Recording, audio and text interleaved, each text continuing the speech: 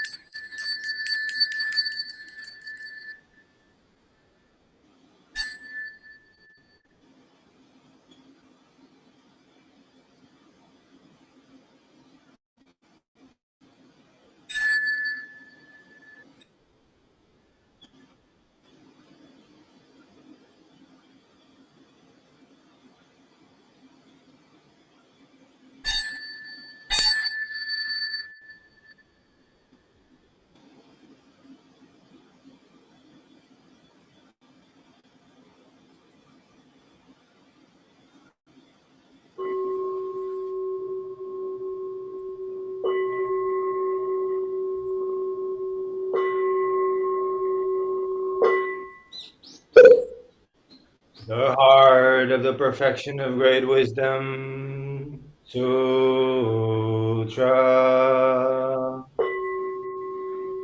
Avalokiteshvara Bodhisattva, awakened one of compassion in Prajnaparamita, the deep practice of perfect wisdom, perceive the emptiness of all five conditions and was free of suffering. O Shariputra, form is no other than emptiness. Emptiness no other than form. Form is precisely emptiness. Emptiness precisely form. Sensations, perceptions, formations, and consciousness are also like this, O Shariputra. All things are expressions of emptiness, not born, not destroyed, not stained, not pure, neither waxing nor waning. Thus emptiness is not form, not sensation nor perception, not formation nor consciousness.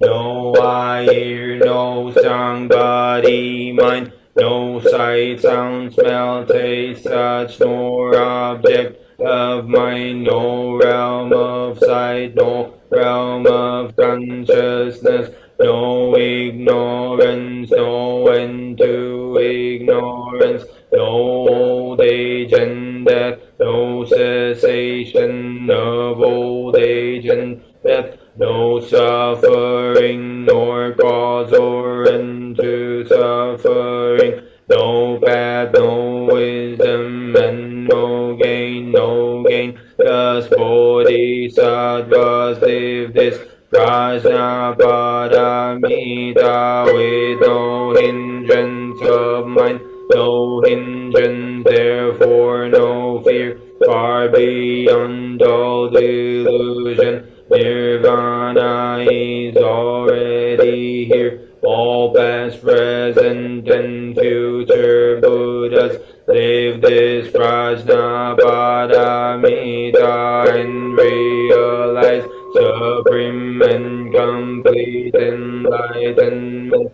Therefore know that Prajnaparamita is the sacred mantra, the luminous mantra, the supreme mantra, the incomparable mantra, by which all suffering is clear. This is no other than truth. Therefore set forth the Prajnaparamita mantra. Set forth this mantra and proclaim Gate Gate Gada Gate Parasam Gate Bodhiswaka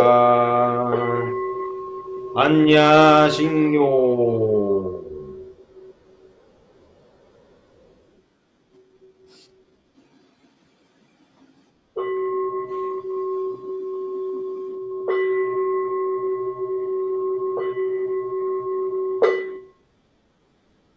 Buddha nature pervades the whole universe, reality existing right here now. In reciting the heart of the perfection of great wisdom sutra, we dedicate our sincere efforts to Shakyamuni Buddha, honored one, the historical Buddha and teacher, and to those ancestral teachers, Eihei Dogen, honored one, Soji Keizan, honored one, all successive honored ones up until Zuigaku Renpo, honored one, and Gudo Wafu, honored one, and to all other honored ones throughout history, same yet diverse honored ones whose names have been forgotten or left unsaid. We also dedicate these efforts to the three treasures, Buddha, Dharma, Sangha, to all awakened ones and teachers in all places and times. We especially seek tranquility and well-being for all creatures now suffering or ill in health, May they be serene through all their ills. May their lives be at peace and wisdom pervade the darkness of ignorance. We dedicate our hopes and aspirations to all victims of war and violence and natural events, to the injured, and to all families touched by these tragedies, to the healing of hatred in all countries and among all peoples, to the wisdom and compassion of our world leaders, to the peace of the world and harmony of all beings. Thus let the harmful effects of words, thoughts, and actions be dispelled, and compassion bloom in perpetual spring. May we all realize and live the enlightened way together.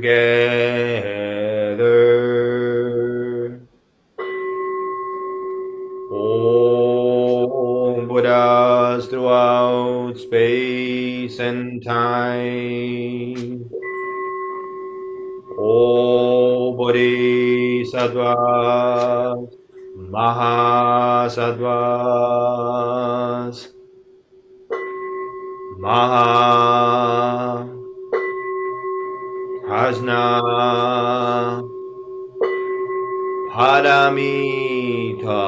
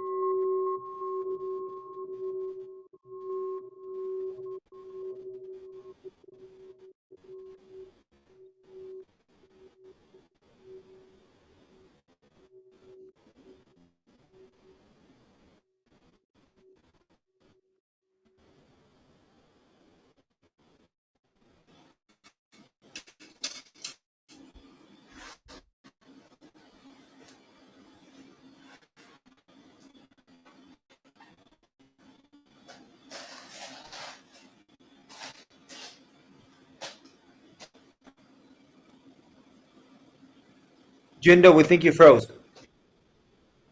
I think all of you froze. But everyone sits up then.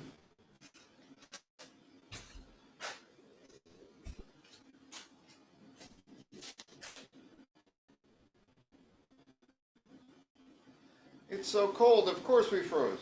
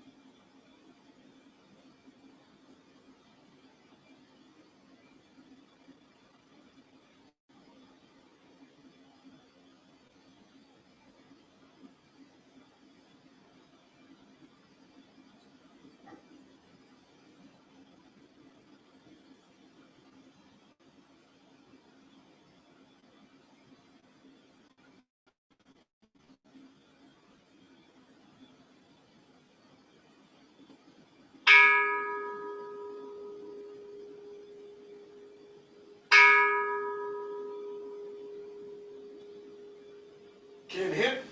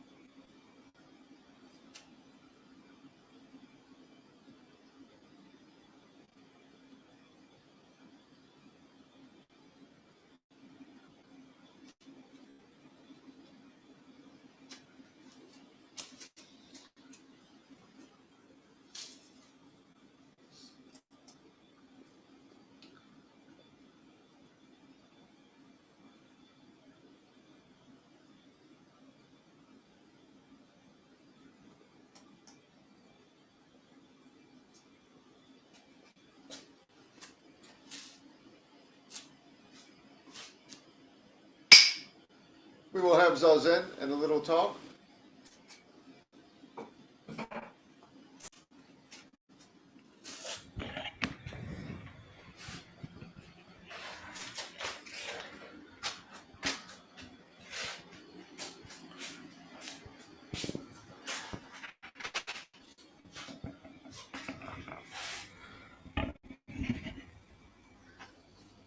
Can everybody hear me? Make reindeer antlers if you can hear me.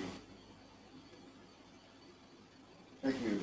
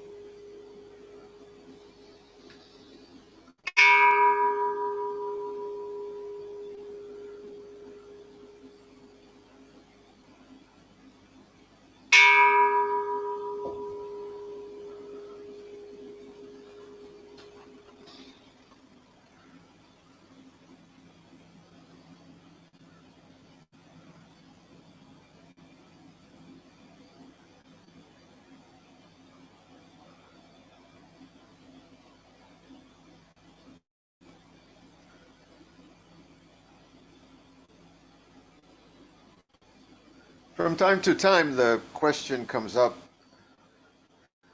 in our Sangha about how we live as monastics while we're living household life, especially here in the 21st century when most of us have many conveniences and many distractions. Do we need to live like monks in a monastery in the 13th century? And what I usually say is, it's not the outer form that's important, but what's in your heart. Now, I like to collect many passages from sutras, mostly Mahayana sutras, and Zen teachers, Master Dogen, about what it means to practice as lay people, or even to be a monk who's out in the world, often with family. Is that possible? Can you be a monk and a lay person at the same time? I'll post some of those in the discussion thread later, but the basic message is this: it depends what's in your heart and how you do it, not the outer form. It's often said that you could live in a monastery deep in the mountains with all the robes and fancy hats. You could live a life of eating one meal a day, but if your heart is filled with greed, thoughts of achievement, even hunger for enlightenment, you're actually living like a layperson. On the other hand, if you're out in the world and you truly know the wisdom and compassion and insight of this practice, even out in the world, then we might call you a monk. It depends. Now, I'm not saying that it's wrong or even a bad thing at all to incorporate elements of monastic practice into your home life. It's actually very good in many ways. But it depends on how you do it, and it depends that you don't confuse the means or the outer form with the wisdom and compassion that you're supposed to get from such outer forms and means, ways of being. Don't confuse one with the other. Don't confuse the delivery vehicle with the package delivered, we might say. What do I mean by that? Well, first off, I often remind folks that the Buddha never said it's impossible to practice as lay people. He's quoted many, many times as saying, it's just very hard. In fact, it may be the harder road because of all the distractions and temptations. People usually get it confused and say that, oh, the monastic has the hard way because he has no iPhone, he has no car, no TV, no family. And I say, well, remember that people didn't have iPhones 1,000 years ago, so it wasn't so hard to do without it. And actually, the monks in the monastery lived very healthy lifestyles of balance, with 3 solid meals a day and a warm, safe place to sit and to sleep, and companionship, and even the best of medical care as it was available then. For the 13th century, I remind you, it was actually a pretty good place to be. Very healthful, very balanced. Not luxurious, no. Not a king in a palace, but neither a peasant struggling just to survive. The monastery is a place of balance and moderation. Well, you can know that balance and moderation too in your life. And while some people may need the monastic lifestyle, they had their family too. The other monks were their family. While some people may need that, the question is, can you find that, the harder path, where you are, in the dusty world? That's why we're here. My answer is an affirmative yes, you can. If you know what you're looking for and how to do it. So, for example, suggestions were made for this. Like this. Should I keep a vow of silence? Well, even monks in most monasteries talk, but they tend to keep it down. How about you in your life? I'd say that when we talk about silence, it means something more like not getting tangled in excess talk and disputation, not running away with ideas and becoming a prisoner of thoughts and debate, that kind of thing. Not getting tangled in the mental world. That's real silence. But the true monk, it's not a matter of whether your mouth is open or closed, it's whether you can hear the silence in the words of the world, and even the silence in the greatest noise, even explosions of bombs in the world, in the violence, in the hustle bustle of the city. Can you know the silence? It's not just a matter of keeping your tongue still. Should I keep to a rigid schedule? Well, it's good for some people, but even in the monastery, when they keep to solid schedules, there's always surprises and unexpected things. Nothing ever goes quite to plan. So more than keeping to a solid schedule, can you have a heart that floats with life, with all the changes? Then you're keeping to the schedule of the timeless, you see. Unbound, beyond the clock. Even as you run around here and there to get things done.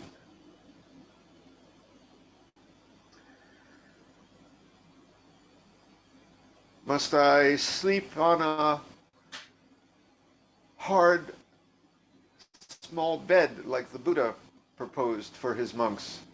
Can I have a soft bed which was verboten, forbidden by the old rules?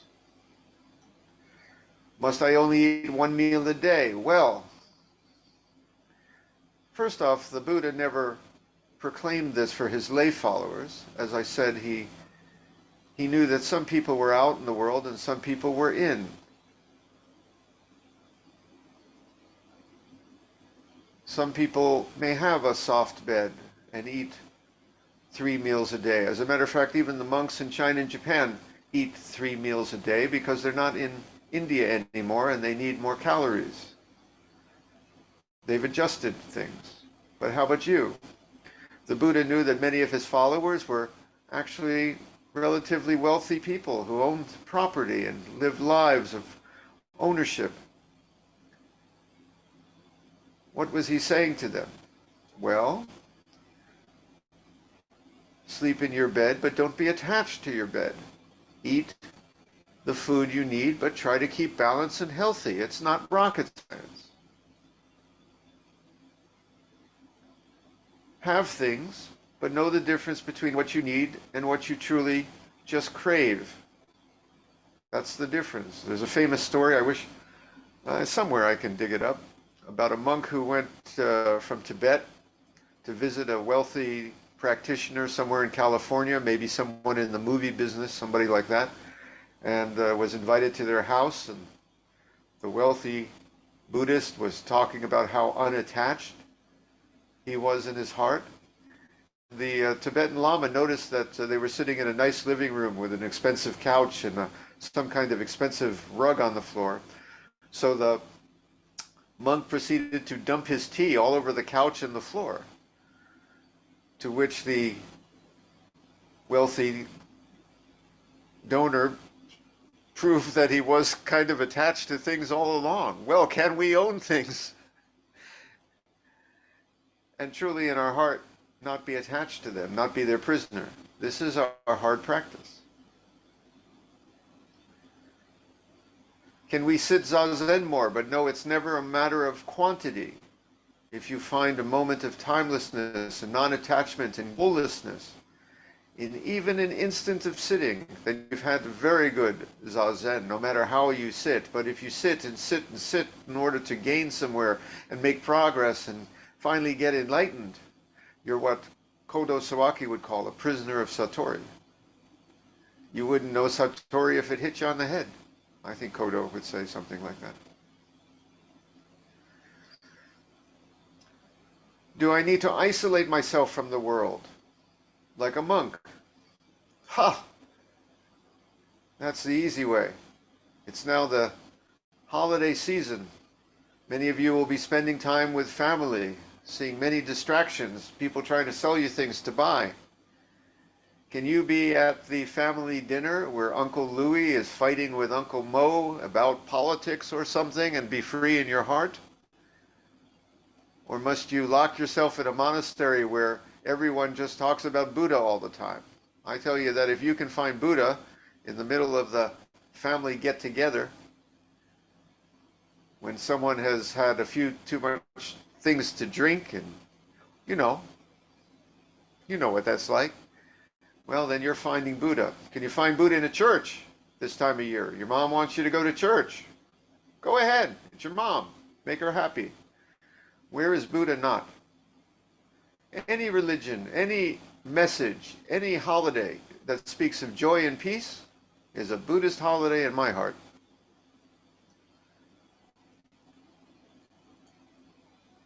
So there you go. Do you need to bow to the toilet? Monks bow to the toilet before they go. It's a good thing. I'm not saying these practices are bad. Bow to your toilet. Maybe not every time. Sometimes you got to go when you got to go. Don't get me wrong. But once in a while, just do these ordinary things. And say, what a miracle. How wonderful. What a gift that we have this, including the ability to go when we have to go. You don't have to be acting like a monk all the time, but just always in your heart, realize how sacred this is. Do you have to do rituals of chanting and chanting and chanting and chanting? A little chanting's good. You like to chant? Chant. But know that the chant never ends. You can hear the chant everywhere. You see. You don't need certain monk clothes. You just need to know not to be attached to your clothes. You don't need to, well, to be in the Himalayas. You can be in Norway or New Jersey or wherever the heck you are. It's a sacred spot. It's all the Pure Land if it's pure in your heart. So that's my usual response when people say they need to live more like monastics. Yes, you do. But it's not the outer form that matters. Let's sit.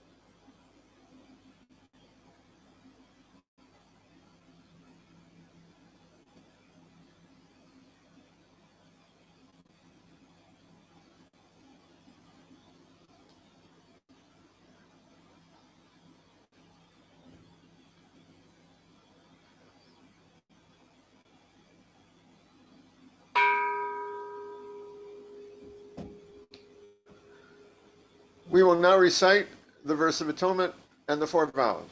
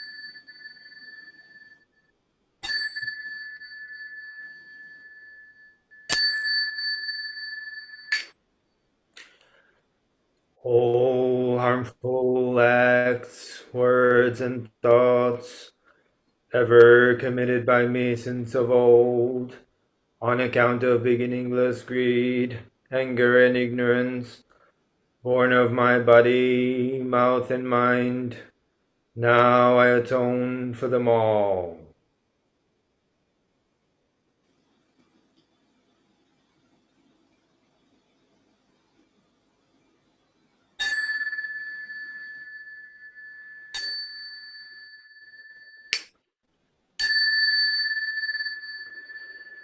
To save all sentient beings, though beings numberless, to transform all delusions, though delusions inexhaustible, perceive reality, though reality is boundless, attain the enlightened way, a way unattainable, to save all sentient beings, though beings numberless, transform all delusions, though delusions inexhaustible, perceive reality, though reality is boundless, attain the enlightened way, a way unattainable, to save all sentient beings, though beings numberless, transform all delusions, though delusions inexhaustible, perceive reality, though reality is boundless, attain the enlightened way, a way unattainable.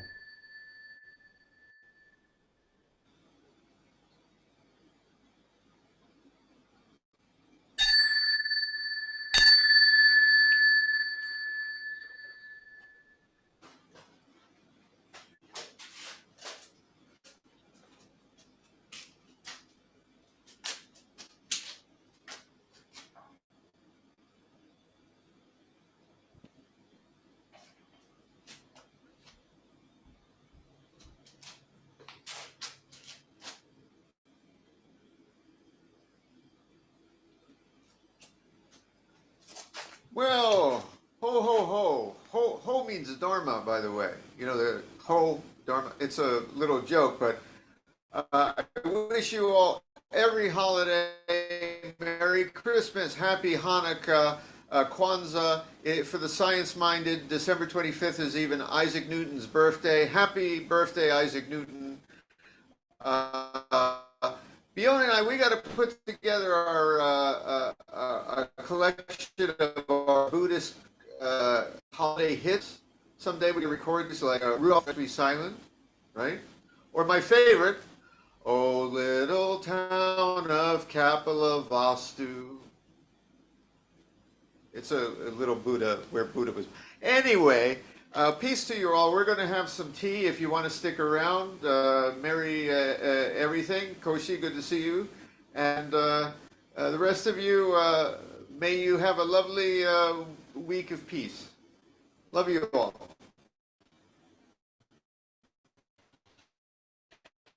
Now I'm going to remember to push all the buttons.